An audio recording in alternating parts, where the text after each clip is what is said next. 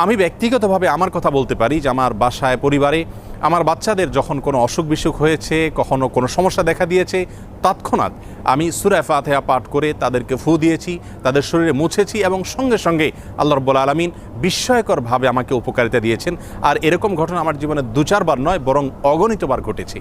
এজন্য সূরা ফাতিহা এটিকে যদি কেউ যথাযথভাবে আমল করতে পারেন, সে আস্থা এবং বিশ্বাস আল্লাহ তাআলার প্রতি থাকে, তাহলে সেক্ষেত্রে অবশ্যই এর মাধ্যমে যে কোনো দুরারোগ্য ব্যাধি থেকে পর্যন্ত আমরা আরোগ্য লাভের মাধ্যম হিসাবে এটিকে ব্যবহার করতে পারি। হাদিসে কুদসিতে আল্লাহ রাব্বুল আলামিন বলেছেন, আনা ইনদা যন্নি আবদি বি, বান্দা আমার প্রতি যেমন ধারণা করবে আমি তার প্রতি সেরূপ আচরণ করব। অতএব পরিপূর্ণ আস্থার সাথে, বিশ্বাসের সাথে যদি কেউ যে কোনো অসুখ বিসুখ থেকে, যে কোনো ব্যাধি থেকে মুক্তি লাভের জন্য সূরা ফাতিহাকে পাঠ করেন, সেটি পাঠ করে কোনো পানিতে, তেল ইত্যাদিতে ফু দিয়ে সেটি যদি ব্যবহার করেন, প্রয়োগ করেন, অথবা শরীরের কোনো জায়গায় অসুখ দেখা দিলে এটি পাঠ করে যদি ফু দেন সেই জায়গায় বা মোছেন, ইনশাআল্লাহ বিইذনিল্লাহ আল্লাহ তাআলা